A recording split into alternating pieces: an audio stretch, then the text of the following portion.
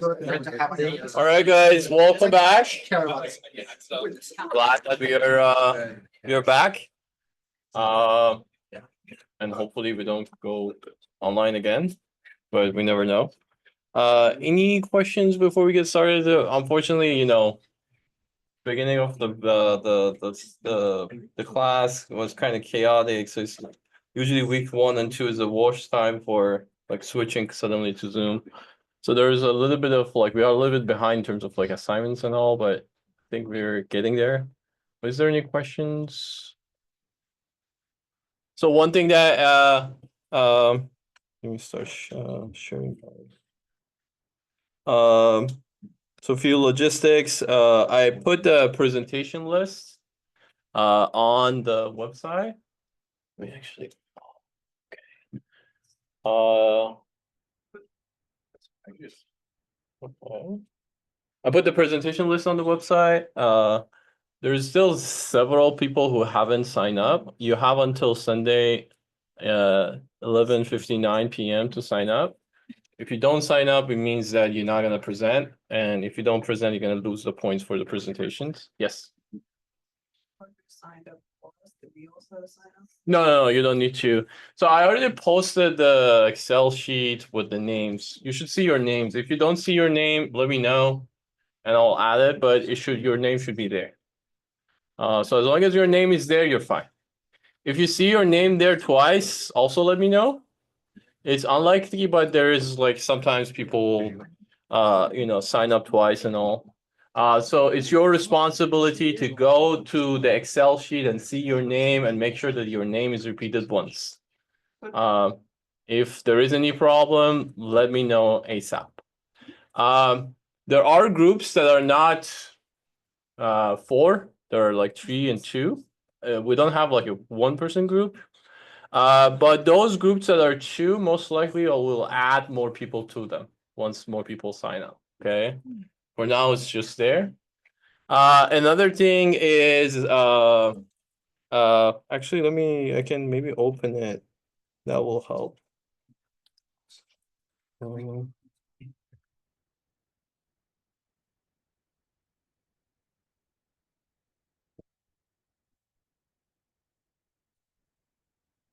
Yeah, if you go here, schedule is not. How come schedule is not there? I put it on Canvas somewhere. Anyway, I'll open it after the break. Yeah. Your iPad's gonna die by the Yeah, I'm just charging my pencil first. Yeah. We have 8%, so That's enough. yeah. Once yeah. Do you guys see the schedule right now? Okay, so it's on Campus Fire, but not on the website. But yeah, well, I'll open it. So basically each row is the group. So there are 4 different categories, and each column is the paper number that you have to present. So if you're in the first column, you will present G11 and then G12 and so on and so forth. Okay. For the reviews, remember that not only you have to present, you also have to review. You have to review your own group plus another group. And those that are in group 1, they have to review 3 and 1. Those that are in 2, they have to review 2 and 4, and so on and so forth. Okay. CA1 is also out. It's on the website as well, and then you have to upload it on Gradescope. We good? Any questions? Yeah. We can pick any paper in the like the group that you have. So if there's like multiple groups that do the same paper, it's okay. No. It's already assigned. That's what I'm saying. So if you are in the first column, you have to present the first paper. If you're in the second column, you have to present the second paper. Okay, so I meant like because I think the paper list had like there's like 5 papers under like topic. Yeah. So it's like the first paper of the first like group. Yes. So like the table looks like this. I'll actually open it. So there's like there are numbers here like 1, 2, 3, 4, 5, and there's like 1, 2, 3, 4. And then your name is here, for example, okay? That means that you have to present the first paper in Alice. The papers are numbered, so it's like this. So if you're here, you're presenting this paper, okay? the papers are pretty much similar to each other, I would say. So there is not like a huge difference in terms of which paper you're gonna present. There's slight differences. If you really, really want to present another paper, you can offer the trade with the other group if they're okay with it. But I mean, try to stick to your own papers. Good? All right. So last time we talked about how do we start securing. Yes. When you say review, do you mean like review the papers themselves? Or review? No, reviews the presentation, like providing feedback for the presentation. I'm gonna actually share the rubric and the preceptive. I think there was some confusion about that as well. That's for next week, so you don't need to do anything for now. All right, so last time we started talking about how we secure computers, right? So we told you that we start from something that we do trust, and then we kind of gradually build on top of that. We call that like, trusted computing base, or and we said that it's generally implemented as a piece of hardware called TPM, and there is this process of secure boot, which, the first part is kind of check the second part, and second part check the third part, and so on and so forth. And then this reached to the point that you successfully boot your main program. Most cases, your main program is your operating system. And in some particular cases that you have a firmware or you have a smaller runtime operating system, your main program is just what we call system software, or whatever, your main program, in other words. At this point, then kind of the real action, the real operation kind of begins, right? So the boot phase is ended. Now you're at the kind of an operation phase, if you want to call it that way. And then what happens at this point? That's when problems start to appear. The main reason for these things that are kind of the reasons that things go wrong is that interaction with real world starts. If most computers don't really interact with the open world, then they probably wouldn't have any security issues. There are some corner cases which, I don't know, like some operations like temperature changes, and there's some weird bug that cause some failures. But in most cases, if the program doesn't get any input and output from the outside world, nothing bad will happen to it, even if it's a very buggy system. So the problem really arises because all of these programs, in order to be useful, they need to interact with real world. And this real world, it depends on the system. As I said, our main focus in this class is mostly cyber physical systems that have some physical interaction with the world, either on the sensing side or on the actuation side. As a result, the interaction is fairly involved, and that's why there's lots of things that can happen. And that's what we're going to mainly focus on in this lecture.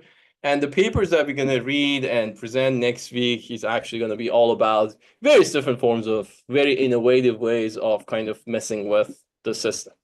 The main three reasons that we have these problems are, as I said before, bugs, incorrect assumptions, and unknown assumptions. So there are like three groups of things that can happen, and the adversaries usually exploit one or all of these problems.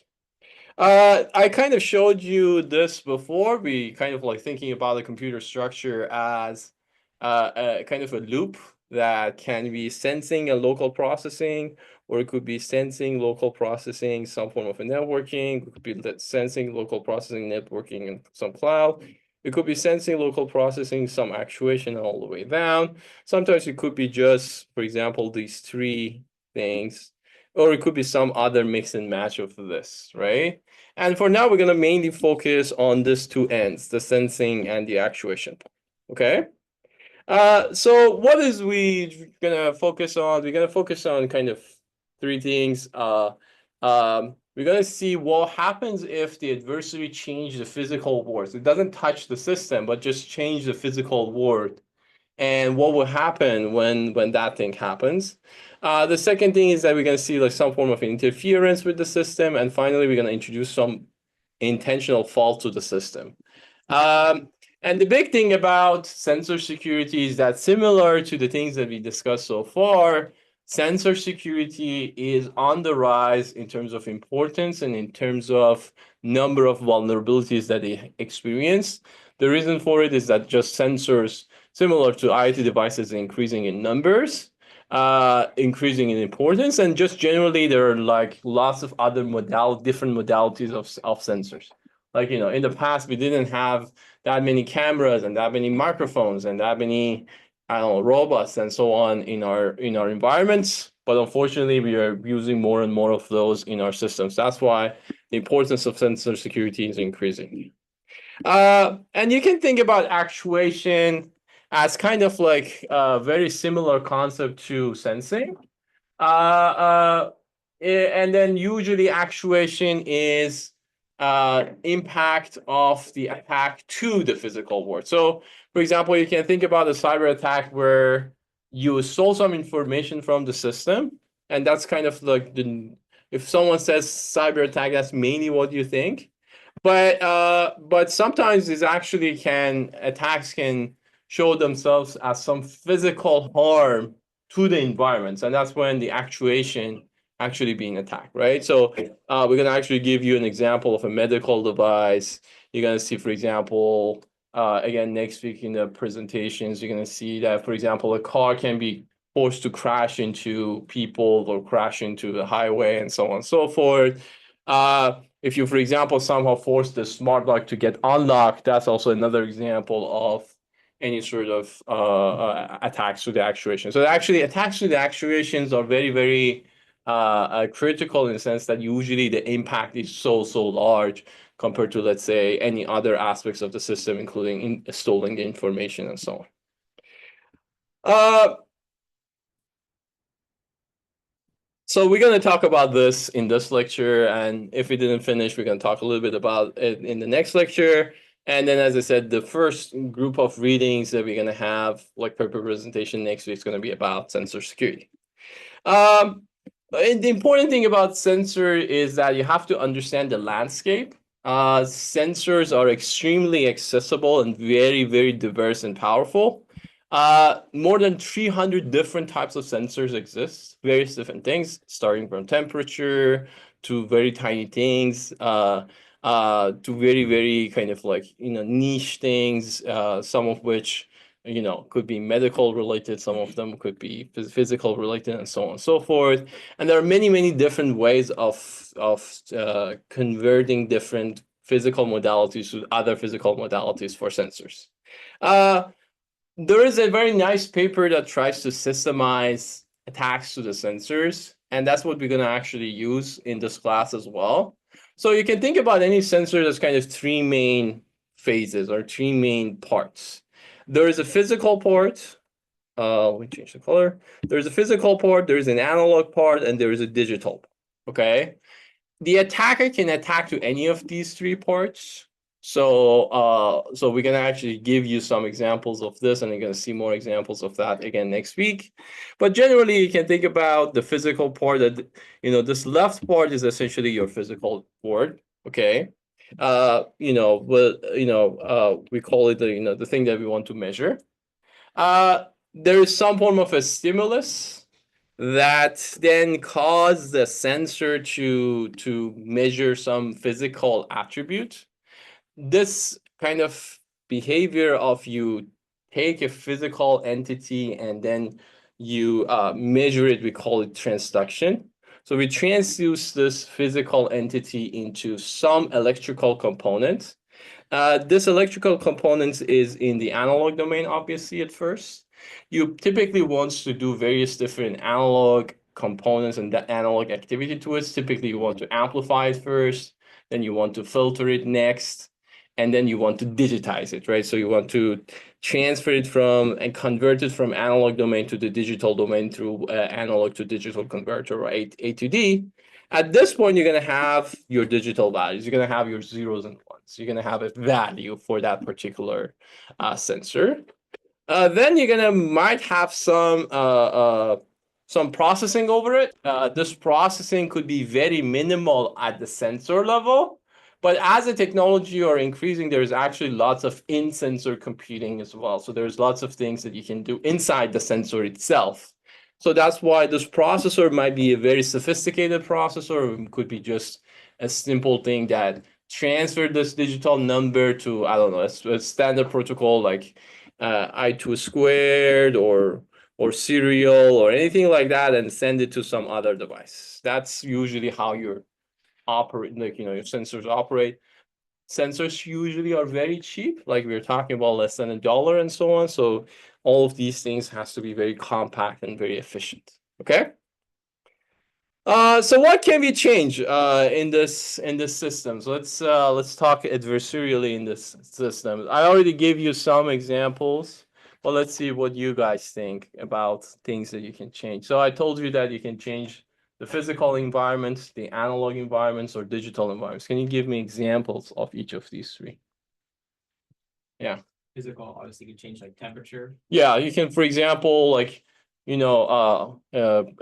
unnaturally change the temperature. Let's say, for example, if you have a temperature sensor here that based on the temperature decides some activities, like in a lock or unlock the door, maybe you can have like a fire or a lighter, underneath it, unnaturally like increase the temperature and cause it to, make some incorrect decisions. Sure. Maybe for the analog section, you could try to induce like a current with like a magnet or something. You can induce a current with a magnet or maybe some electromagnetic lasers or stuff like that. If you wanted to change like the actual hardware itself, you could tap into like the digital line, for example, like Mhm. insert your own digital like signal instead of the ADC signal. So you can actually change the circuits in some way such that it creates some errors to the systems. You could try to inject power to cause damage to the processor, so it spits out garbage data. into the Sure, system. you can also do some form of a denial of service, so you can change the voltage, for example, yeah, or introduce power. Anyone else? Yeah. Like add radiation or something and try and cause like bit flips. Yeah, you can also cause radiation to cause bit flips. Do you think that's more of a physical or an analog or a digital? I would say like very physical. A physical, okay. Yeah, so one thing we're actually going to discuss is that faults usually has, ways that goes from physical to analog to digital. So it actually propagates through the whole system. Actually, in order for your fault to work, you want to eventually see it at the software level. So you have to go through all this kind of levels of abstraction in order to showcase itself. But yeah, so you can actually consider it as all three kind of, depending on where it shows up. Okay. So we have good ideas. So to kind of like give you a little bit more concrete, there are kind of 4 classes of attacks that we are considering. There is transduction attacks, and this is mainly what we discussed first, that you can change physical properties of environment to force the sensor to read an incorrect value. You can also call it sensor spoofing. You can kind of spoof the sensor to not do its normal behavior.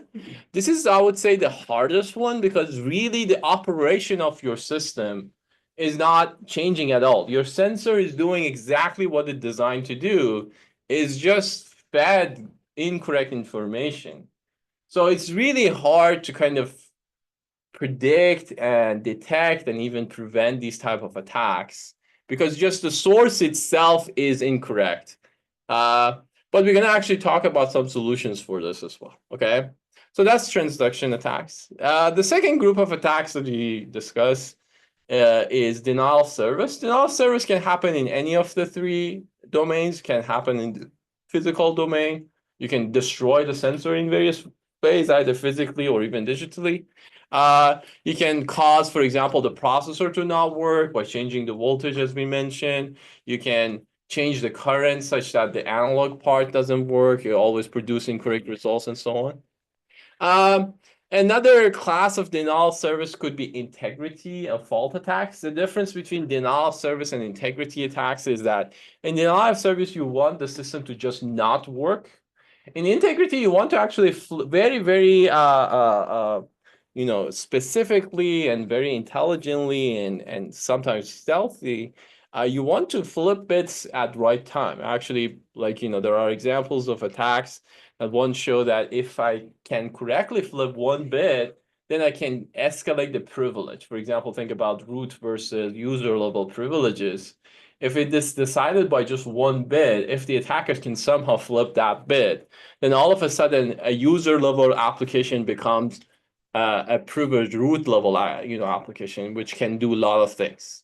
The other attacks, for example, have shown that if I control the fault, I can actually leak secrets of the secret key. So for example, the last level of something like AES, remember I told you about AES and it has multiple rounds.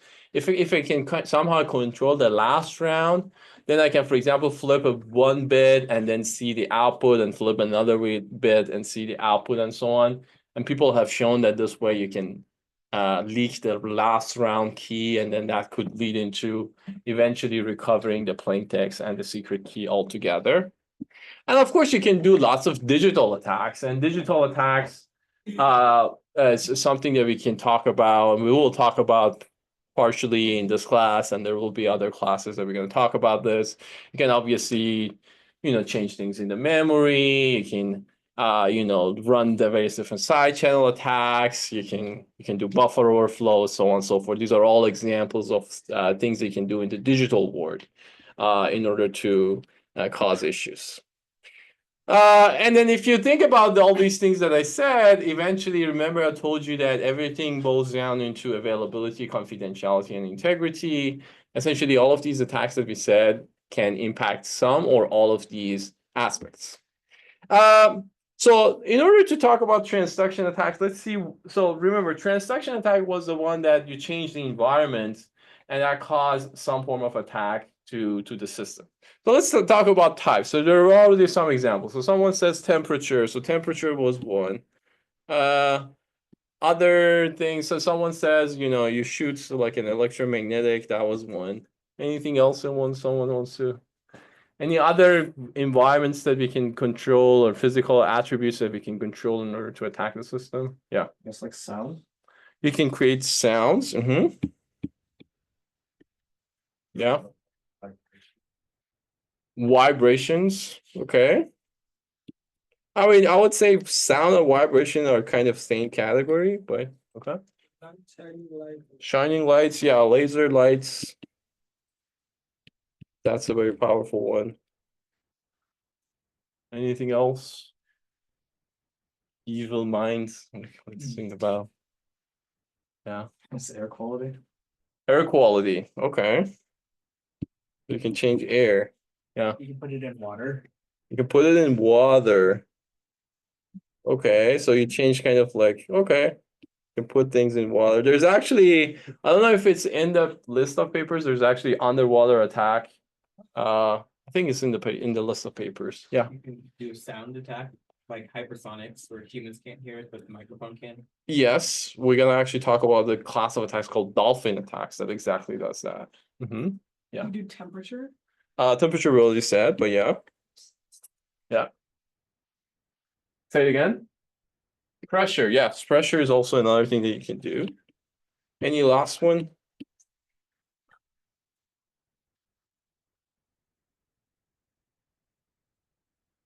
Vision, like cameras. We can change the scenes, right? Or lighters.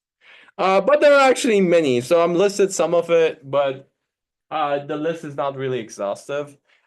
Generally, the most common ones are any sort of radio frequency or electromagnetic, depending on where in the frequency range we are talking about. Sound is another one. You can change the magnetic field or electric field. That's also very, very powerful types of attacks. You can attack any sort of vision and then lights, as we mentioned, and you can also cause various different forces of movement. So we talked about pressure and all that. Interesting thing about all of these attacks is this difference between what we call inbound versus out-of-band, okay? So generally the definition of inbound versus out-of-band is all of these sensors usually have an operating range, okay? So for example, let's say if I have a microphone, the assumption is that this microphone should be able to pick up my sound, right? So humans voice sound, which is in particular frequency range.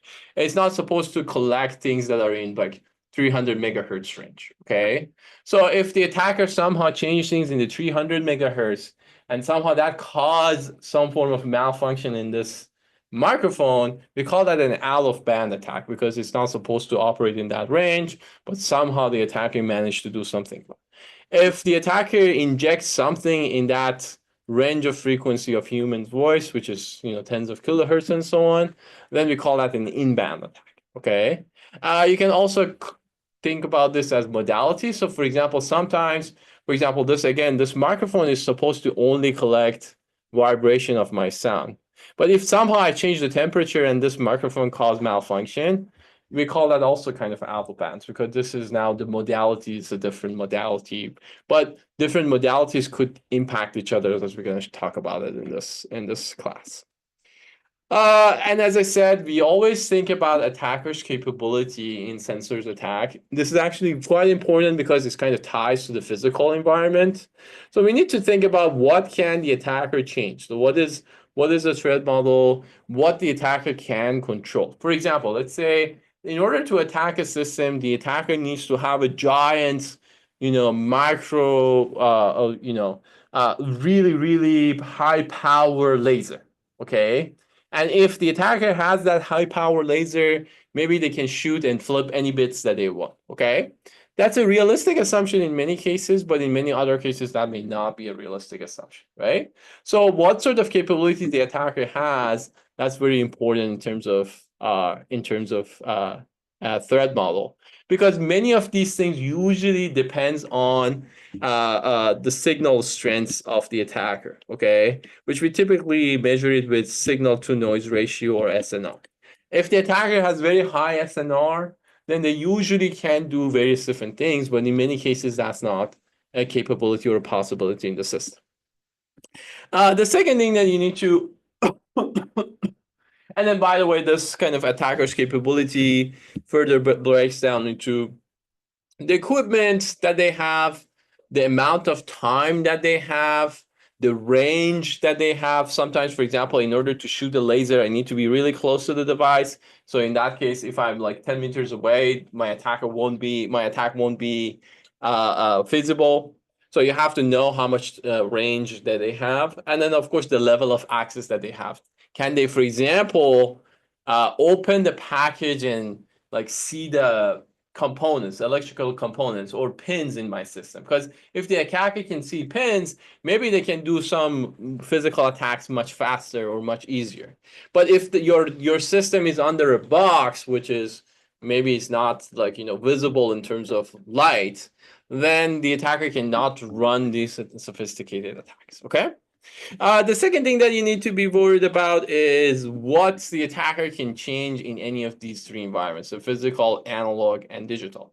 For example, if your system is not exposed at the software level, then attacker probably cannot do anything about the digital. And that's usually a realistic assumption in many systems. That's why the physical one, the transduction one, is the hardest one, because that's the one you cannot eliminate. In most cases, the attacker can actually do that. And lastly, what is the goal of the attacker? Are they trying to change integrity? Is it just denial of service? What is they trying to do that you need to be worried about? Okay. How do we model sensors attacks? Actually, going back to this kind of transduction, some form of a filtering, then some form of amplification and all that, you can actually model this as a series of chain of functions, right? So you can show each one as a function that takes an input X and creates an output X. And these systems also receive usually some other input, which depends on the noise, the environmental noise, right? So it takes some NI as well, okay? And then this is usually a chain, right? So what you transduce then goes to the amplifier, what you amplify then goes to the filter, what you filter goes to the A to D, and so on and so forth. So the output of each of these are basically the inputs of the second system, okay? That's normally how your system will operate, right? So this is kind of like the functions that you can like closed form formula of a sensor system with multiple components. how does the attack work? The attacker basically has this kind of a G function that this is usually what we call a transfer function. That what they're trying to do really is introducing some noise to your system, some disturbance to your systems. This is about the transduction attacks, okay? So what they're trying to do is that depending on the level of access that they have, they introduce these kind of like, functions, this inputs, and then this, semi-transfer functions that kind of acts as an additive noise to each of these functions, okay? Attacker may not be able to introduce noise at every single function and every single level, but that the most generic form, the attacker could basically introduce this different noise with different transfer functions at every single level. Then the goal of the attacker is somehow changing this Y. If the goal is denial of service, then you want Y to always be 0 or whatever null value that you want. If the goal is flipping it, then you want your Y to be very specific Y, right?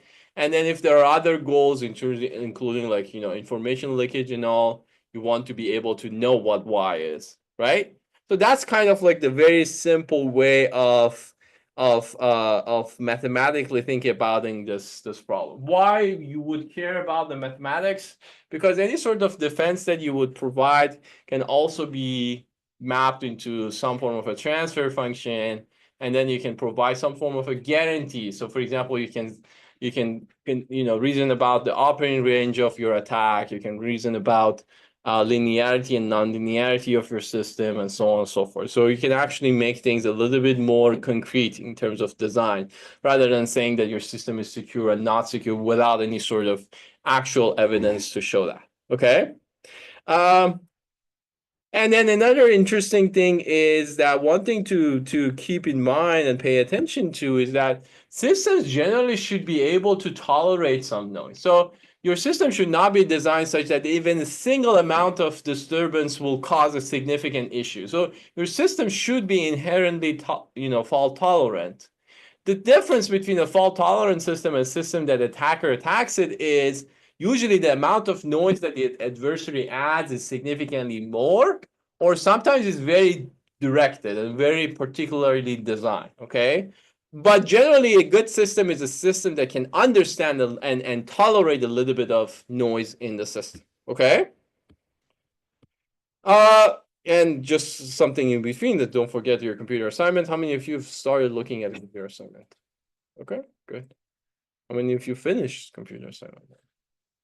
No, okay, good. I think it's due next Sunday.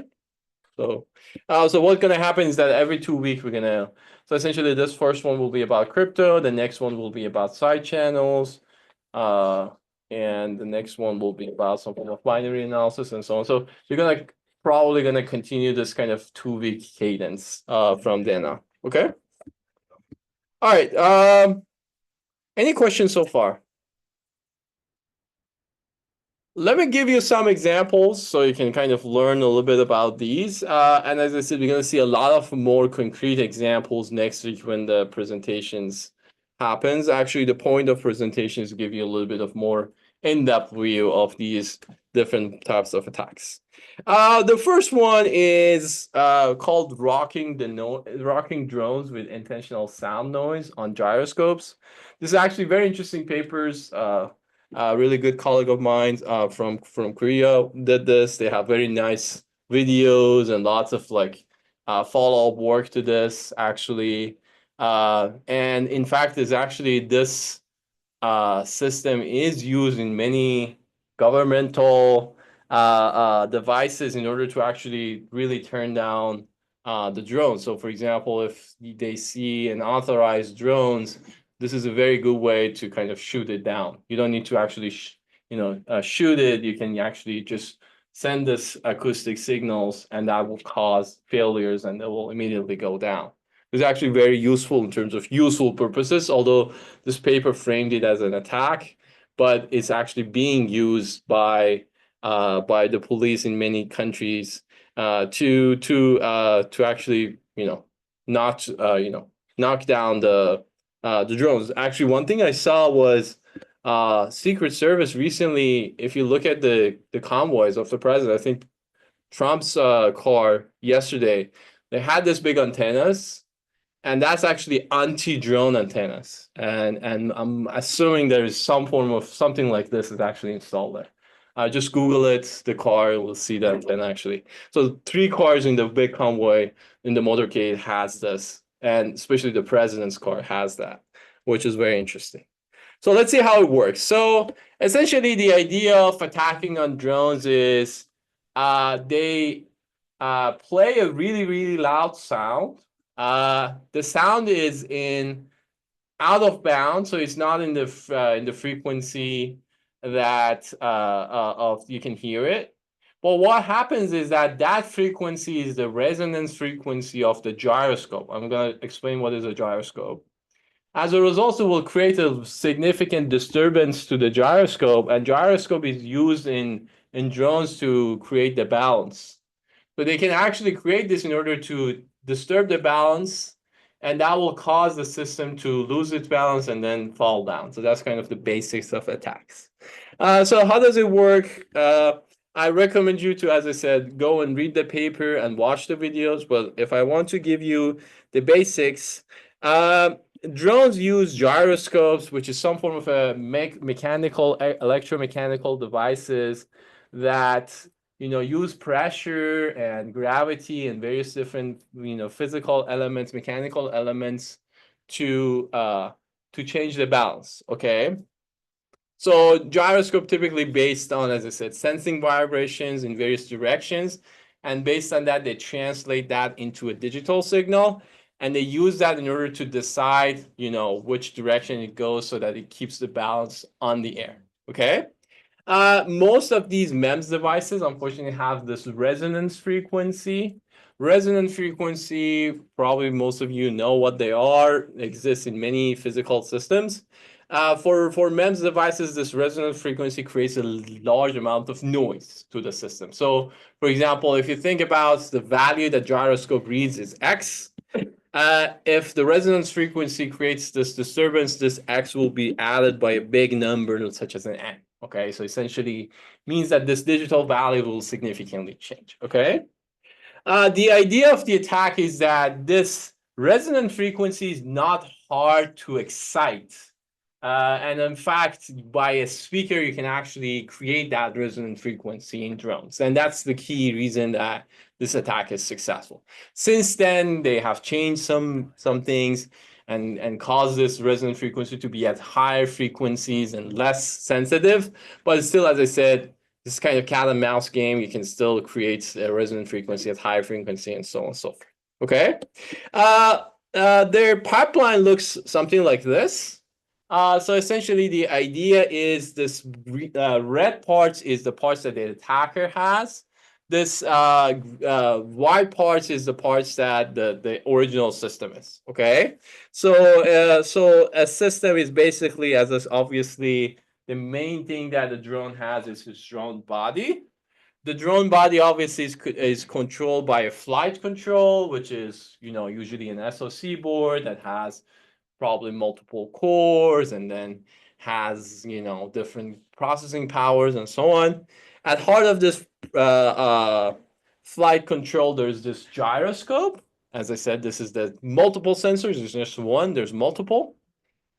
And the way this attack works is basically the attacker tries to kind of iteratively go through and read this information in order to figure out what is the right frequency to excite and create that resonance. Okay.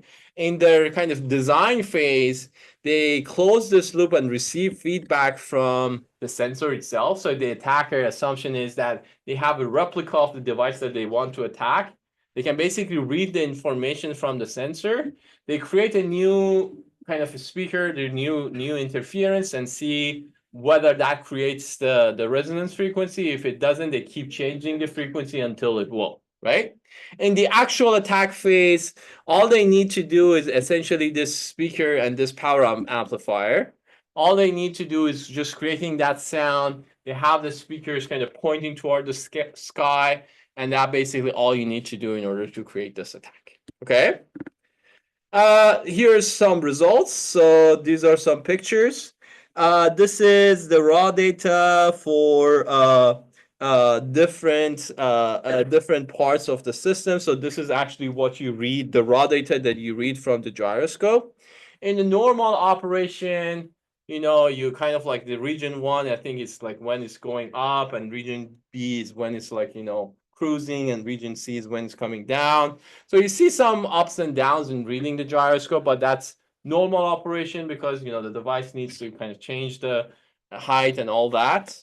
But as you can see, when the attack actually happens, then this creates this kind of like very, very weird behavior when the attack happens. So like things jumps ups and downs and ups and downs, and that's why it creates a significant amount of disturbance to the system. In fact, actually, if you look at the amplitude data, what you will see is that once the attack is successful, the amplitude significantly drops, and that's actually what, like, this disturbance translates into the amplitude of the device. So the device actually goes down at some point. Sorry, altitude, not amplitude. And then, yeah, so this is kind of like, various different ways of like, looking at this data in order to create this attack. Any questions from the drone one? Does this need to be sustained for a while, or why can't they just like increase the sound incrementally until the drone falls out of the sky? That's actually what they do. It's just like, you need to decide what's the step, right? So to figure out what's the frequency. If it's a search space. So what you're suggesting is that I start from frequency like 1 hertz, 2 hertz, 3 hertz, 4 hertz, you go up, right? So that's actually what they do. Yeah. The only thing is that instead of crashing the drones every time, they read the actual sensors to see when it happens. In like a real life setting, how do they stop it from like affecting things that like are not drones? Like I feel like this would affect like much more than drones if like this was like done in real life. Well, good question. The question is, what will happen if how does it impact other systems? The good thing is that the resonant frequency of a drone is not necessarily resonant frequency of other things. Even 2 drones will not have the same resonant frequency, right? If you're just like gradually increasing the frequency until you like get the match right, you're probably gonna go through like a lot in between. You will, but there's not other things in the sky that, like, there is a helicopter, but the resonant frequency of a helicopter will be very, very high. It's not going to be impacted by. So the whole thing is your speaker also, remember I told you there's the signal to noise ratio. The reason that you can actually impact a gyroscope is that the speaker is powerful enough that it excites the gyroscope. Versus if this is like a huge device, then probably it's not going to be able, it doesn't have enough energy to get there. Or probably if your drone is in higher altitudes, then the small speaker that you're going to have is not going to be enough to reach to that point because it needs to travel through some distance, right? So that would be another way. But yeah, you could probably shoot down, I don't know, a Boeing 747 at some point, but that probably needs the entire Earth to create some signal. You had a question there? What type of attack is this? This is usually a denial of service attack. So it's really just trying to crash the drone. Any other question? Yeah. Why would this not be considered like a transduction attack? Why this is not a transduction attack? In some sense it is. Transduction, it is. I mean, denial of service can be also transduction, honestly. But since here you're not really trying to read incorrect sensors, but you're just creating faults or cause failures, that's why I think it's better to be called a denial of service than a transduction.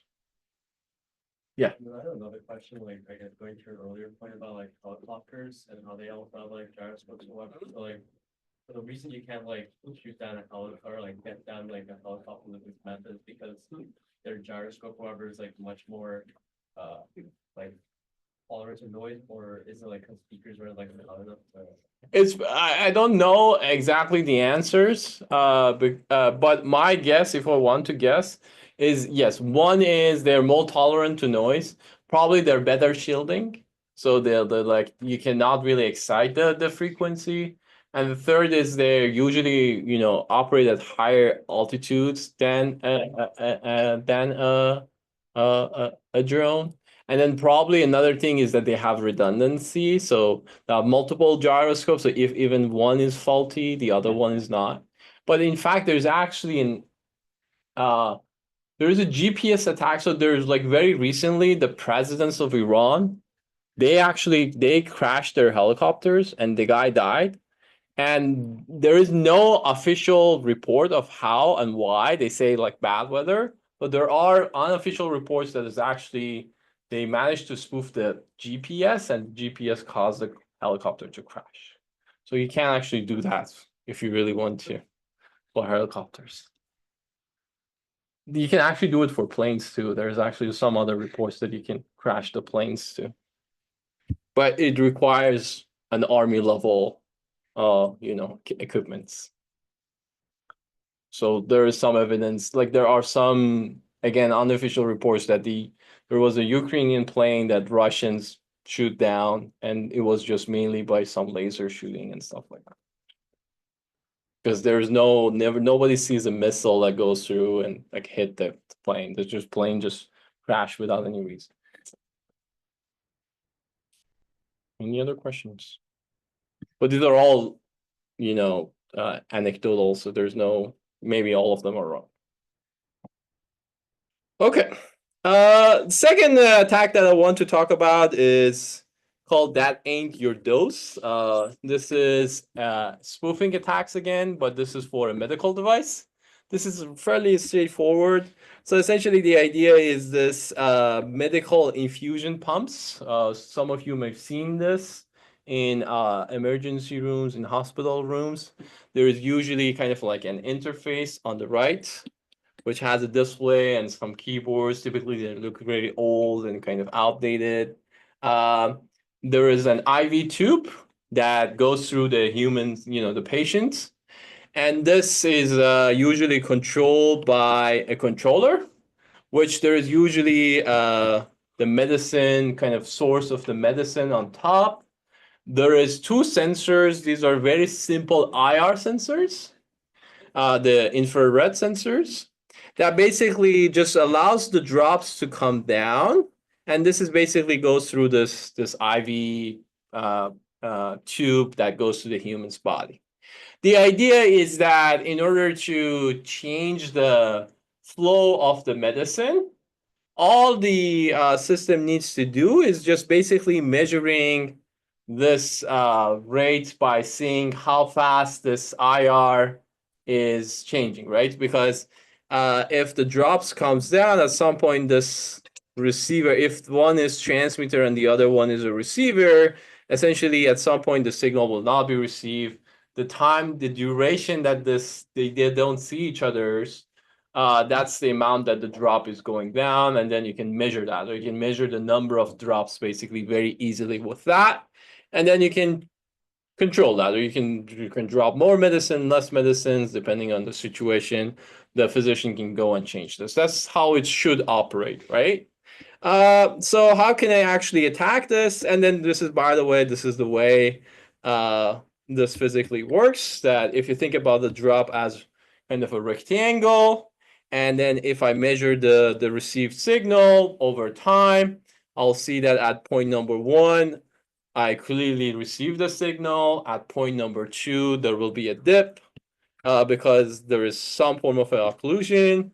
And then at point number 3, this goes back up, and this is how I measure things, okay? The interesting thing about this is that this is called a saturation attack. So the idea is that if the attacker can somehow create another source of IR and then kind of like, put it next to the device, or if this is already kind of like operating at the saturation point, then by adding another source of IR, there won't be any significant change in the amount of medicine that is there will be a significant amount of change in the medicine, but there won't be any significant amount of change in this signal because it's already at the saturation point. So the attacker can inject a lot of like medicine to the patient's body, but just tiny bit of changing the IR sensors values, right? So for example, in this area, there's not much the adversary can do because any sort of changes will result into a difference in the number, and then the model can detect that. But if the device is operating at this point, is already saturating, then I can, by single amount of changes into the intensity of the signal, I can actually then inject a lot of medicine, right? This is very evil-like attack, right? But you can consider that, if you want to assassinate someone in the hospital, you can just go and as easy as kind of like, turning on your flashlights, you probably can inject a lot of medicines to their bodies, right? So that's kind of like, a simple spoofing attacks. The kind of limitations that they're trying to target at this system is not, for example, the resonant frequency, but the fact that the system has some form of a saturation at some point that the attacker can exploit, right? So that's what they're trying to measure. So basically, at this point, as you can see, there is no noticeable drop, which means that it's as if that nothing has been injected to the person's body, right? So although there's actually a lot of medicines been injected, nothing has been logged in the system, so the attacker is successful to inject a lot of medicine. I'm assuming that you can do the opposite as well. You can also starve the patient to death in terms of medicine that they can be injected. Any questions here? How does like the sensor reach a saturation point? So the idea is, so first of all, the operations depends on the amount of medicine. So for example, if this is actual operation zone of the medicine, and then this particular patient needs a lot of medicine, it would be close to that point anyway. So for example, let's say the actual operating point of this device is this. What happens is that the adversary then creates additional signal. So for example, as I said, you kind of create another source of IR, or you block the source of IR, either of these two, and that will kind of basically move this point to this saturation point. A lot of dark stuff. Yeah, and then there are some results. So these are real drops. And then you can obviously, you would expect these devices have some control, right? So they don't want the system to just kind of continuously drop a lot of medicine. So that's why they usually have some form of a monitoring system, and this is the example of that. So if the monitoring system detects a lot of drops, it will immediately shut down the system, and that's what you want the system to work. But this attack works still under monitoring because essentially it's spoof. So that at this point, the attacker so the sensor doesn't even know that it's dropping medicine. And that's the big thing about this attack, that it's actually fooled the monitoring system of this device, of this medical device. Okay. You can also fake drops as well, as I said. So you can do the opposite of that as well. So you can create fake by just blocking this IRs at will. If you can do that, then you can also mimic the behavior of you're actually injecting medicine, which in fact you don't. And the last one that we discussed is dolphin attacks. Let's actually have a quick break. Maybe then we can come back and talk about dolphin attacks. It seems to me that plane attack would be really easy to pull off. You just like weird about it. Wait, how should One quick thing is you cannot join Zoom anymore. I mean, if you join, I'll remove you because this is not a hybrid class. This is like either recorded or in person. You cannot join Zoom. Okay.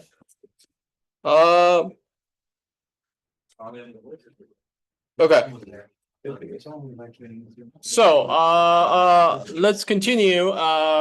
last attacks I want to talk about is dolphin attacks. This is also a very famous paper, interesting paper, by my colleagues. Yeah, published in CCS.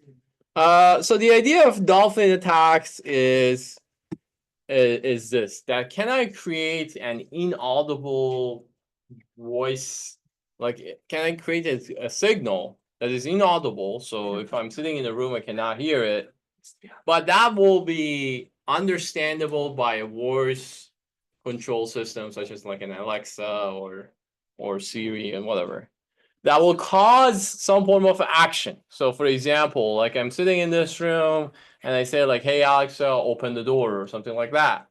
And the big thing is, as I said, I can definitely say it, but if I want to be stealthy and I don't want anyone to notice it, can I somehow create a signal? And the trick is sending the signal in some frequency that is not audible. So your dog probably can hear it, but you cannot, at least. Okay. Uh, and then there are various different things that you can do with this, right? So as I said, for example, you can, for your phone, you can turn the phone into an airplane mode without you knowing it, some form of a denial service. You can cause the device to visit a particular website. Maybe in that website, you have some other actions that could be used. Maybe you can cause and ask the system to record and then use that recording to spy. Maybe you can send a text and that text is some form of false information. And as I said, you can also do some actuation, such as, for example, you just kind of two-step attacks, you create the signal to open the door, and then you go and physically go inside. Something like that you can do, right? So how does this works? Again, most of these systems is targeting voice control system, VCS. VCS is like any other sensor system. Excuse me, has this transduction.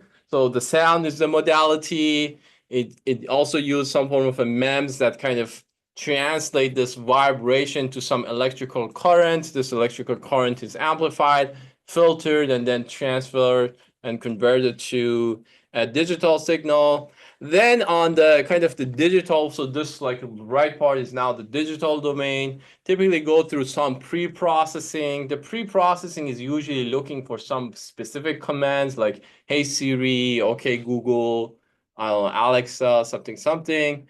And then typically based on that, they either don't activate or activate.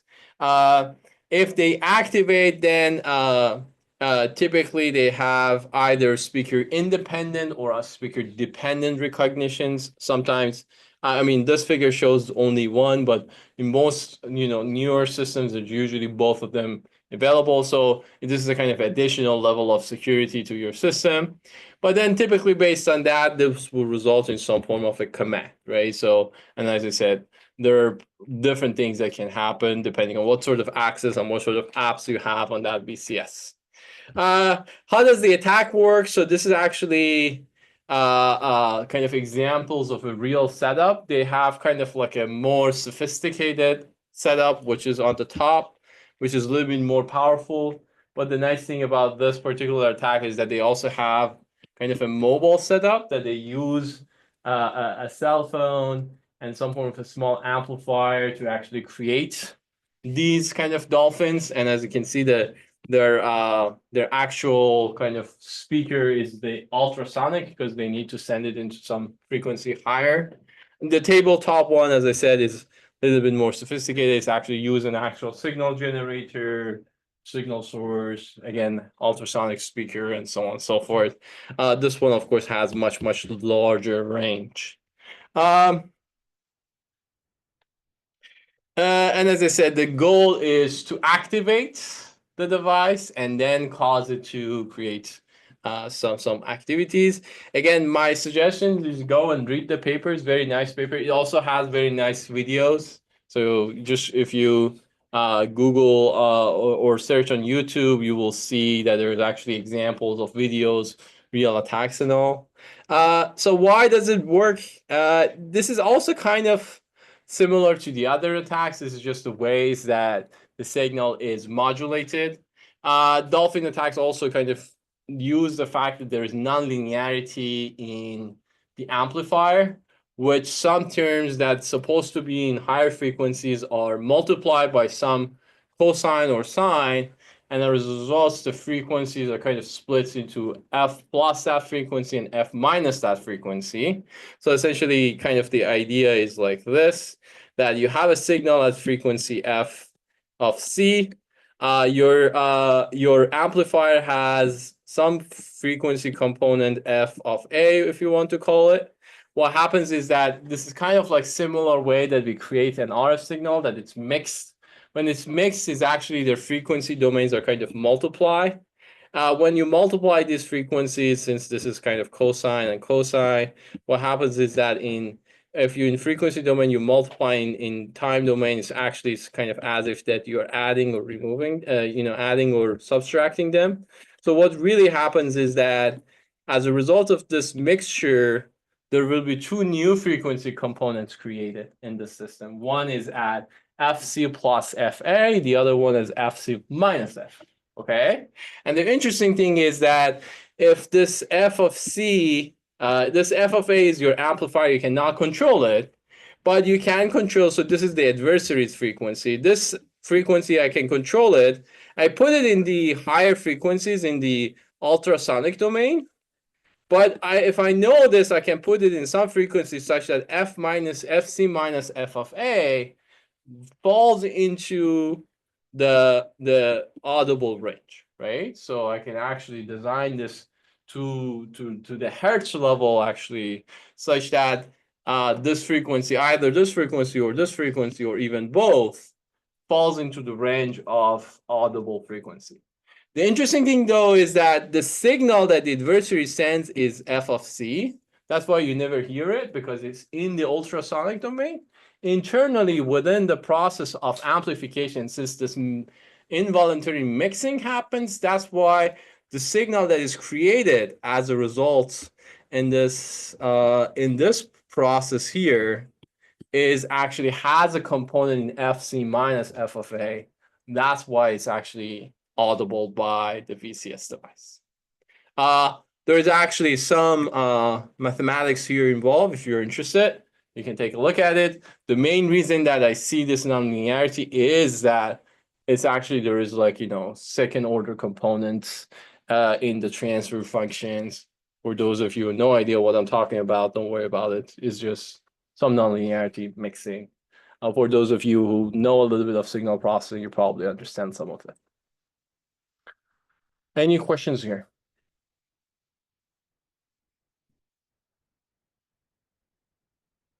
Yeah, and then usually there is some form of a low pass filtering going on in the end as well.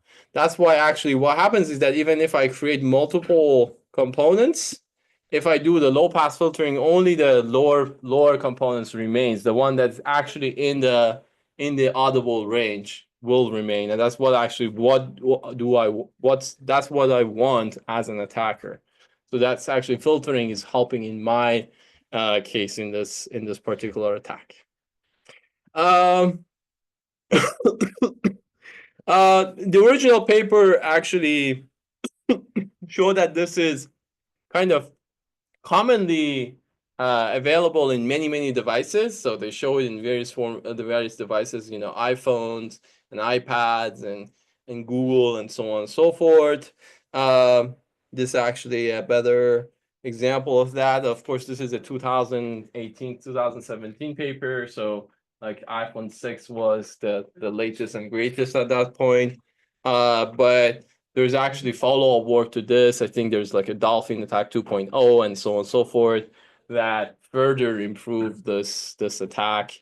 There is also, they can show that, it can attack both the recognition and activation. They show the distance. As you can see, the distance is not that great.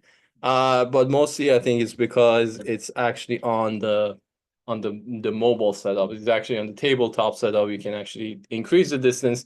The reason that distance may not be that great is, as I said before, it's because of the signal to noise ratio. So it's not something that you can open the door in like 3 buildings from here. You need to be close so that your voice or your signal is receivable and reachable to the device. So there's always these components that you need to think about. Oh, this is also the FCs for those of you who are curious that what are the range of frequencies that they're targeting. Questions? Is the Audi Q3 just a car that they tried to attack? Which one? The Audi Q3? Yeah. I think they're targeting their like the infotainment systems in these cars. Because some of them you can actually tell them like unlock the car or whatever, right? So you can actually, I think they show that you can unlock your car this way. Yeah, go ahead. I remember like on most like electronic devices, they say like the FTC says that like this device must accept any interference. But like, what do those laws actually like mean for like the purposes of like hacking sensors? So there are two rules. One is your device should not generate interference to others. Okay, so that's the main one. So especially EMIC, which means that the electromagnetic signals that it generates should be lower than some amplitude. So I cannot like build a device and distribute it to people and it has like very like strong amount of RF signal emanating, because that's dangerous for people's bodies because it has energy and also create interference in communication signals. That's the main thing. On the other side, there is notion of like how much noise can you tolerate? And as I said, most systems are designed that way. Usually there's not much standard on that. That's really the amount that you pay. So like a difference between really good microphone and like a crappy microphone is exactly this, that how much sensitive they are, what's the frequency response, how wide they are, how straight it is, and so on and so forth. That's actually exactly the reason that there's the sensors that are more expensive than the other sensors because of this. Thank you. Any other questions? Oh yeah, and then How would you protect against? good questions actually. So the question is, how do you protect against this? And then that's actually exactly my next slide that I was going to ask you. Maybe you want to start. How do you protect against it?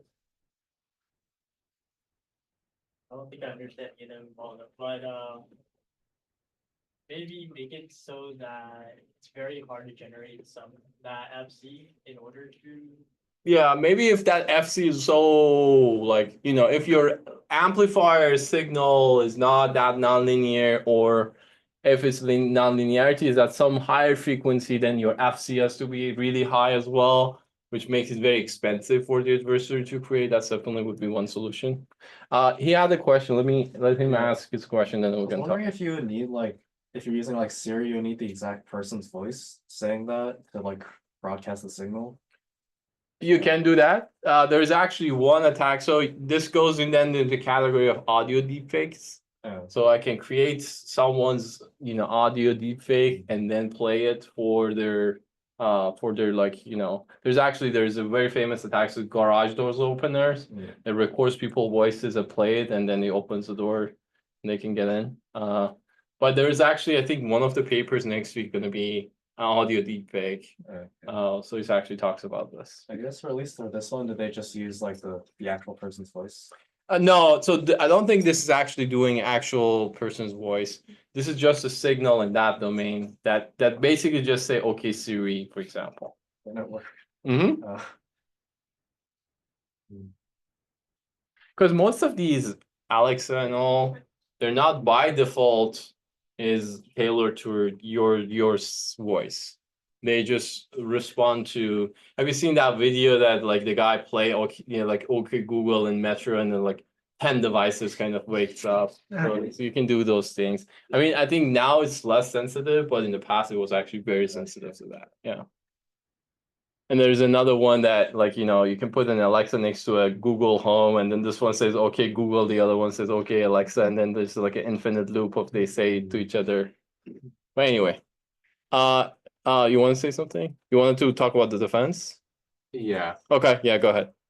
Well, I was thinking that like, modern Siri uses machine learning to detect the voice to like, usable content. So what if you just train the deep neural network to defend against this? Yeah, you can do some form of detecting that whether this is real or not. But again, this unfortunately becomes a loop. I can also then generate something that not only creates a meaningful signal in that domain, also fools the machine learning, right? So That will be ultra hard, but it's doable that I can actually generate the signal in that domain. That not only creates signals, also fools the machine learning. That's actually the whole problem of all these deepfake detectors. So there's tons of these deepfake detectors that what they do is they feed the signal into some form of a machine learning.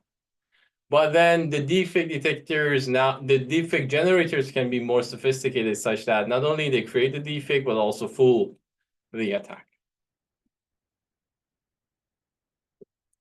All right, so let's talk about defense for all of these, not necessarily for the dolphin attack, but for this general sensor attacks. What do you think are the proper defenses? Like, what are the things that we can do? Let's talk about that.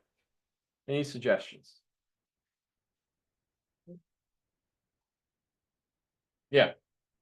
Also for the dolphin attack, like filtering inputs somehow, that you can detect whether it's out of band. for you, Yes. then, Mhm. Yeah, one thing that you can do, at least for those out of bands, is that if I can filter out of band signal, then I'm gonna have very much more clean environment, right? So almost for all of these attacks, if someone can filter out of band, then we will have much better systems. So that's definitely one solution. Any other solutions? Yeah. Maybe for the what was it? It was like the drip one. Mhm. Could you like somehow like alter the saturation limit to make it a little higher? Yeah, so you can also try to make sure that the system never get close to the saturation, right? So you always limit the operation to a range that is far away from the saturation point, or somehow create the saturation point as very high number so that then the system doesn't get into that. Exactly, that's one thing. But of course, creating saturation is always hard, right? Like, because you have to know what causes saturation, and that means usually means more costless. Any other suggestions?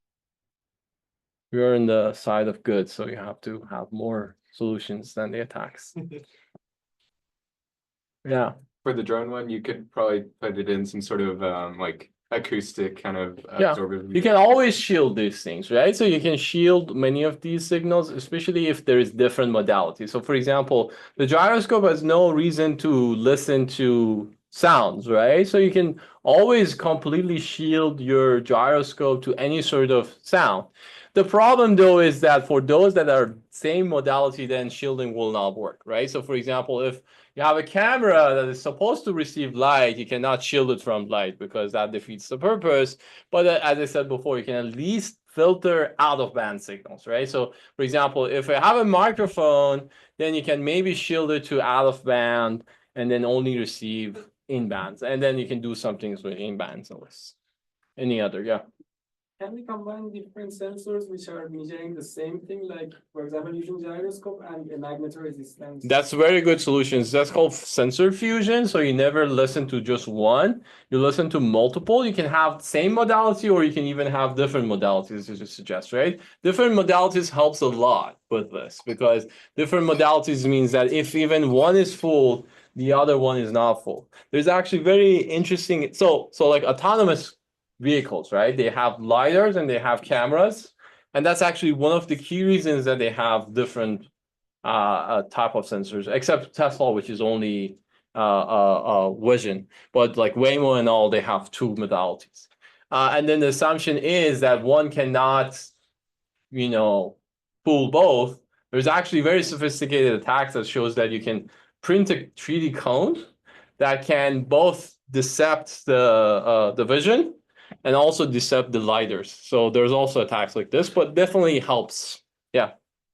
But in the case where they have just two types of modalities, how do they decide which one is correct if like one of them is being attacked? That's also a good question. I would probably go with like different types of confidence values, but at least if you if you see there are two different numbers that they don't agree, then you know something is happening, right? So maybe there's like a fallback option, maybe there's like a default option. Maybe if you see that your lidar and camera does not agree, maybe you safely move the car to the curbside and stop the car and see what's going on, right? It's better than the car just going and then being constantly fooled.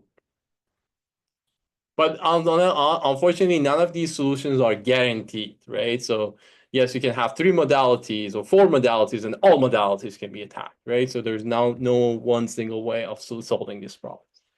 Any last one?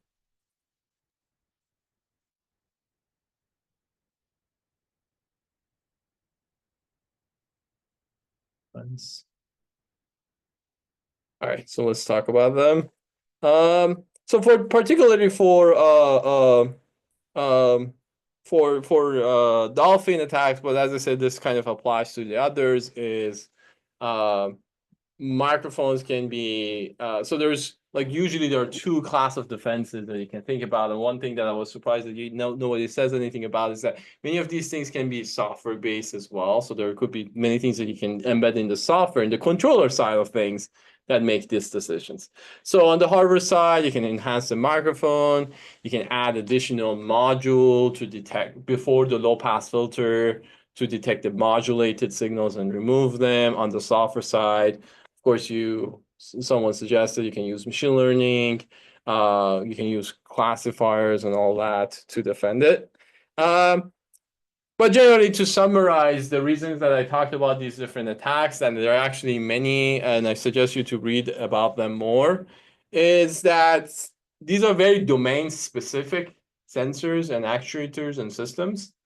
Unfortunately, the attacker can study them very well and come up with this very sophisticated, very tailored, customized attacks. And then depending on the outcome, the significance, this could be lead to denial of service or wrong behavior or dangerous behavior.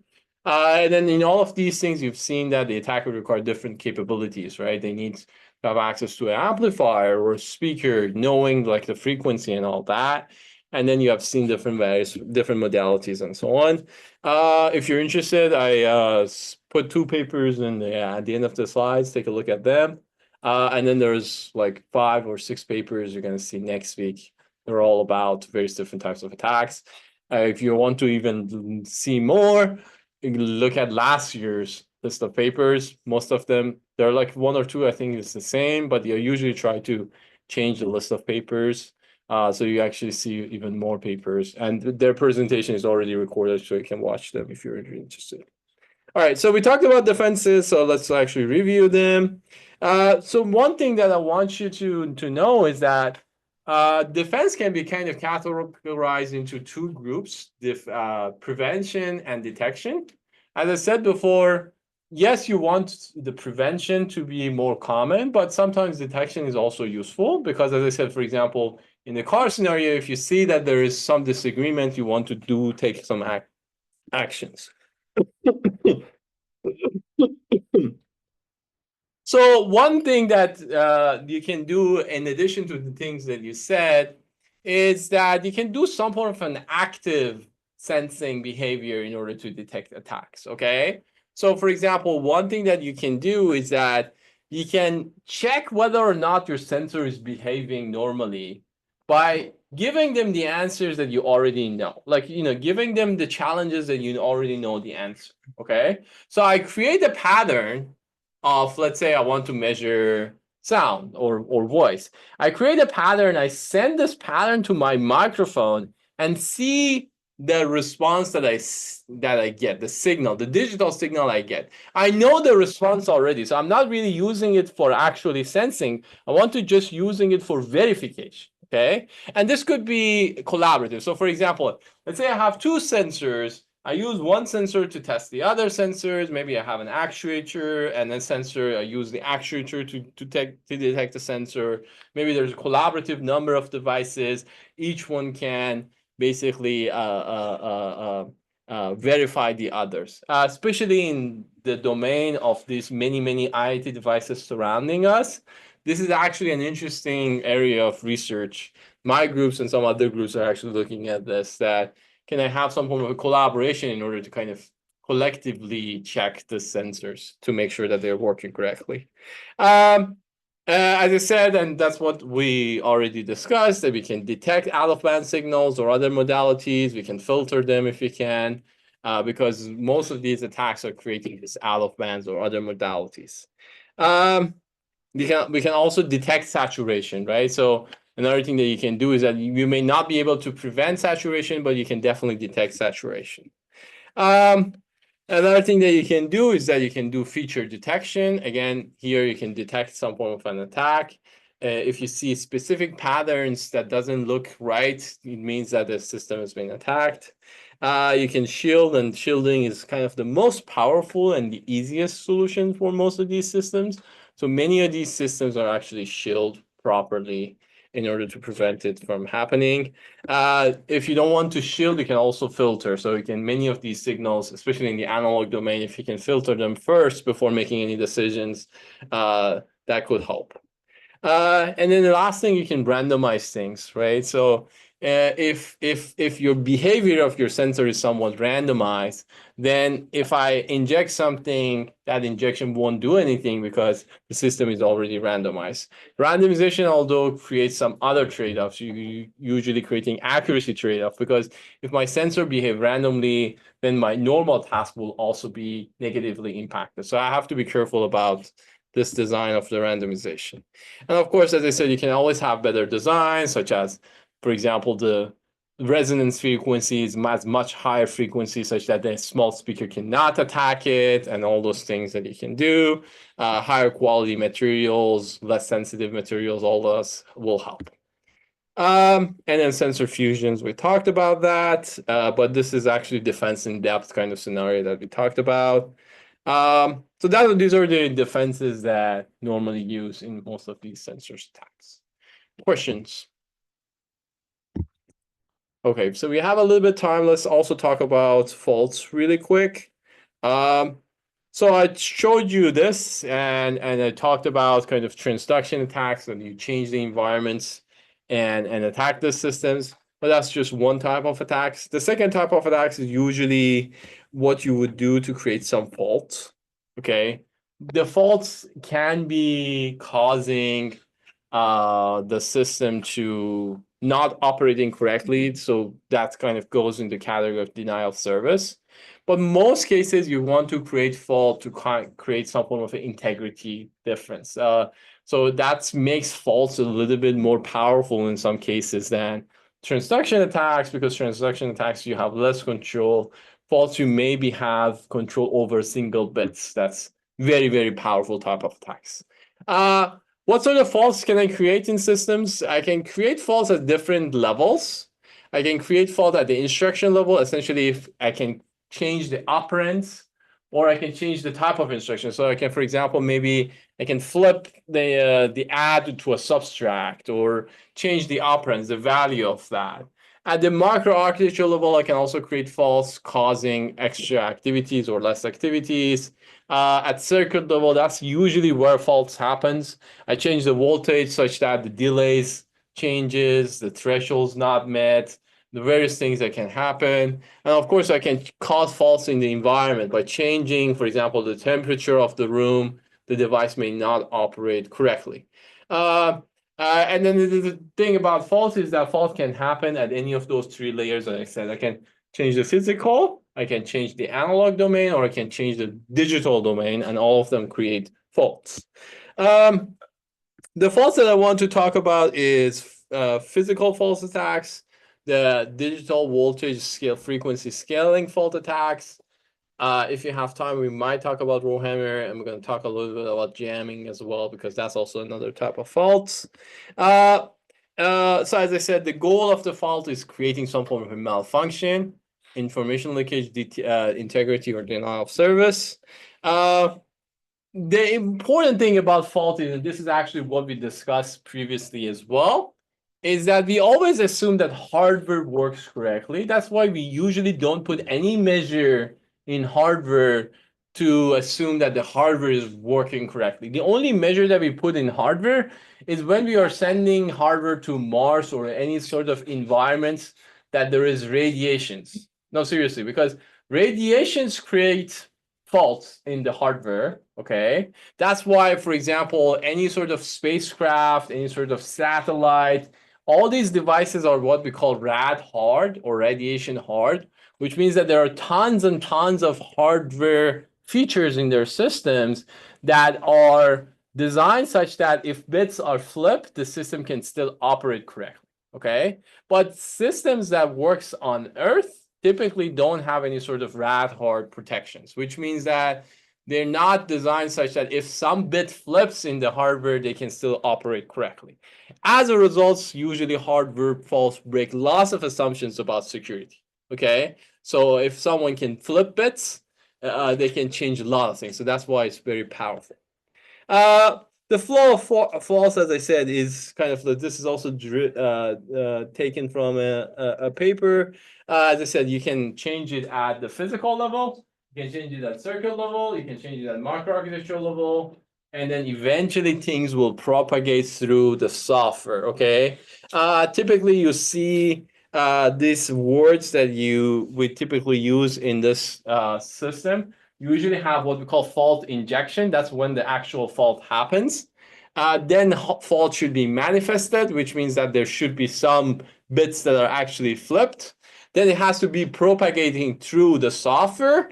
Then you have to observe and then exploit it. So eventually the fault should cause some exploitation, some software exploitation, as you would in, for example, buffer overflow or code reuse or anything that you exploit the system. Fault eventually going to do that for you.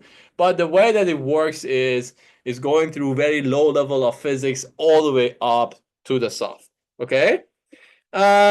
Similar to transductions, there's various modalities. You can create glitches, you can overclock, you can shoot electromagnetics or lasers, pulse, and all those things. One thing about faults is that similar to SNR, for faults, which what we usually call is intensity of fault.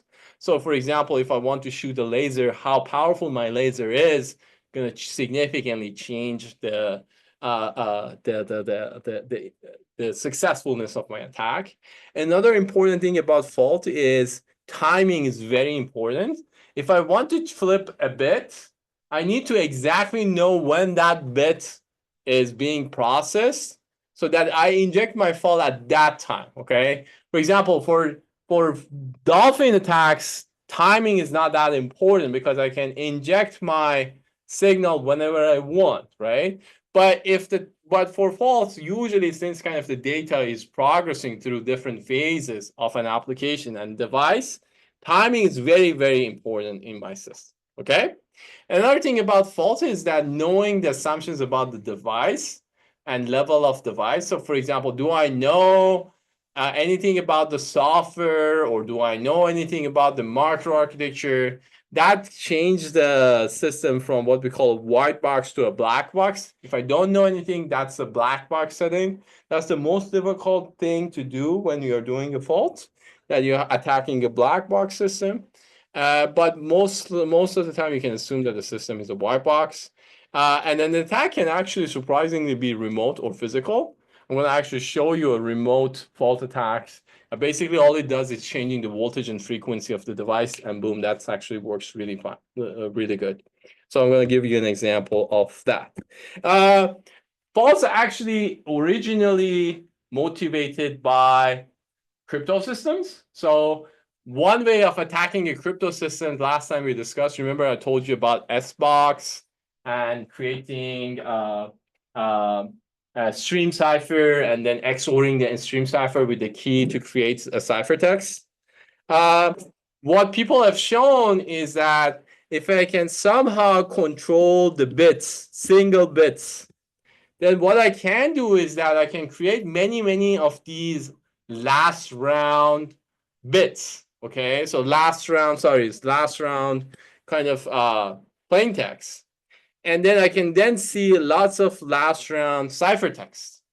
And then I can run various different tests. I'm not going to talk about the difference of them, but generally, if I can control, very control attacks that I flip bits one by one and I see the ciphertext, then there are mathematical formulas that shows that you can actually find the key, because this is eventually becomes, you can kind of inverse this function based on sequence of mathematical equations that you can create by just changing one bit in the plain text and seeing the difference in the ciphertext.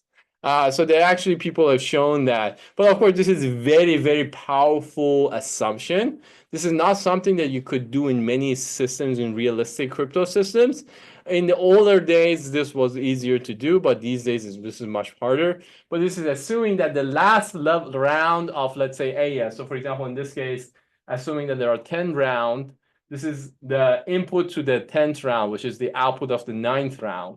The output of the 9th round is something that the attacker can control. They can flip single bits on that. It goes through the S box and then goes through, for example, the XOR. In this case, let's say it's 1 byte of it. It's not the entire thing, but there are equations that shows that this can be solvable. In this case, the key can be revealed. As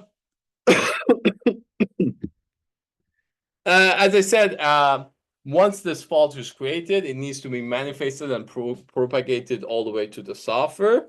So for example, in this case, as I said, the attacker probably, for example, for creating this fault will shoot, let's say, a laser to create this fault. But the way that this propagated and manifested is that the attacker should be able to see the final ciphertext. If the attacker can see the final ciphertext, then they can run all these equations and this algorithm that I said. If the attackers cannot measure the ciphertext, then it doesn't matter what sort of faults you're going to create in the system. So just be careful of the ways that you can create this systems. Another important thing is about faults and regular faults. As I said, there are regular faults in our systems, and many of our systems are what we call fault tolerant systems. Especially our critical devices should be fault tolerant. The difference between a fault attack and a regular fault is regular faults are something that is naturally created. So usually they're random behavior. The amount is usually much, much smaller. Fault attacks are very, very specific, targeted, and usually very, very strong in terms of strength. Okay. There is like a big intention and difference in intensity. That's the difference between fault and fault attacks and regular faults. I'm going to give you another example here. We have like 2 minutes. Just to give you intuition, and then we're going to talk about the details next time. So the idea of this attacks is called clock screw. So it's kind of trying to change the clock behavior in order to cause some faults. And this is also an interesting attack because this is a remote attack, because the adversary does not need to be physically there to create this fault. So how does it work? Essentially, the basic idea is that most of these modern systems using this thing called dynamic voltage and frequency scaling, or DVFS. The reason that we want to use DVFS is if I reduce the voltage and frequency, okay, my power reduces, my dynamic power reduces. My dynamic power is actually, the equation is equal to the capacitance that you have times the voltage squared times frequency. So if I reduce the frequency, my power goes by the same factor. If I reduce the voltage, my power goes by power of 2, okay? So I really want to reduce it. But unfortunately, if I reduce my frequency and voltage, my latency goes up, okay? So if I want to very fast and performance systems, I want to increase the voltage, because increasing the voltage increase the current and means the faster switching, and increasing frequency also means faster switching. So these things kind of like the opposite of each other. So in one hand, I want to save power. In the other hand, I want fast latency, lower latency, fast performance. So what do? I make this dynamic, which means that if the system is not doing anything, when my screen of my iPhone is off, this thing will go into some form of a sleep, okay? There's level of sleep that happens in these devices. Usually there's called C states and P states. There's multiple levels of C states. What happens in these C states is that the power and voltage goes to a lower numbers, okay? So sorry, voltage and frequency, okay? So the voltage goes down and down and down and down, and frequency also goes down and down. The moment that I turn on my phone, then the voltage and frequency, both of them jumps up, okay? This way I kind of have this dynamic behavior. That means that whenever I use my phone, I'm gonna, spend more power. Whenever I don't spend anything. typically the way this works is that there's what we call operation point. So if the y-axis is the frequency and the x-axis is voltage, it's not like I can choose any frequency and any voltage that I want. Any device comes with this operation points. Okay, so usually the way it works is that if I increase the power, I can slightly increase the frequency, but I cannot like just increase the frequency without increasing the voltage. They have to come with particular points. Okay, so the interesting thing is, so